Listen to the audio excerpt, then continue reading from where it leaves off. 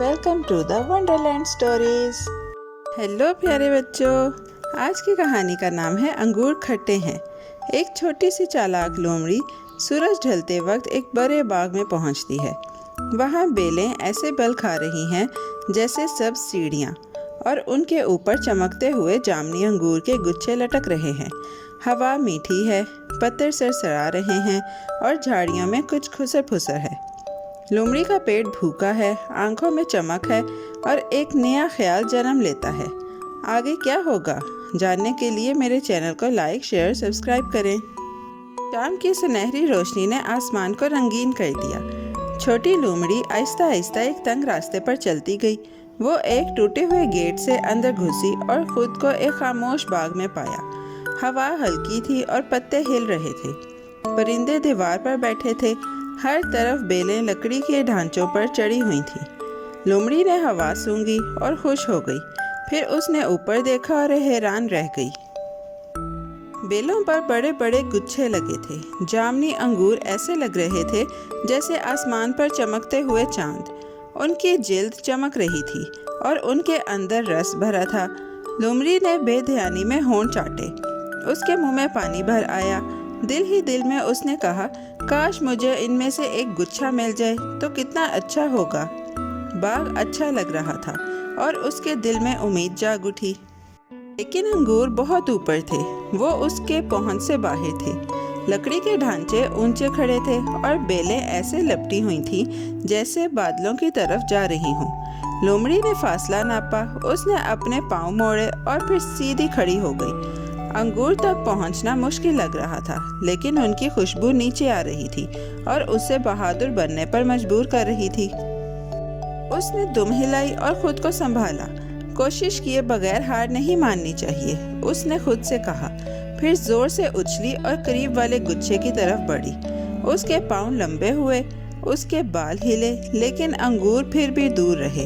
वो नरमी से जमीन पर उतरी और दोबारा कोशिश की। इस बार उसने जरा नीचे के गुच्छे की तरफ छलांग लगाई। लकड़ी के ढांचे ने हल्की सी आवाज की। वो रुक गई, फिर से तैयार हुई। एक बार फिर वो उछली। बार बार वो ऊपर गई और नीचे गिरी। पत्ते बजने लगे जैसे छोटे घंटे। उसने बाईं तरफ कोशिश की, फिर दाईं तरफ और फिर दरमियान में, लेकिन हर बार उसके पांव खाली हवा को छूते रहे। वो धूल से अटी और रुककर फिर गौर से देखने लगी। बस थोड़ा सा और, वो बड़बड़ाई। बस थोड़ा सा और, लेकिन थोड़ा सा और। अंगूर को करीब न ला सकी। उसने दम लेने के लिए रुककर सांस सीधा किया। ठंडी हवा उसके चेहरे से लगी और पसीना खुश्क हो गया। करीब ही एक छोटे घड़े से पानी पीकर वो ताज़ा दम हुई। फिर ऊपर देखा। आंखों में हिम्मत वापस आ गई। एक बार और, उसने कहा, बस एक बार।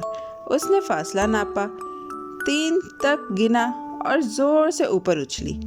अंगूर ऐसे लग रहे थे जैसे आसमान के सितारे, लेकिन फिर भी वो पहुंच न सकी। वो बार बार कूदती रही। उसकी टांगें कांपने लगी। जमीन भारी लगने लगी जैसे उसे रोकना चाहती हो।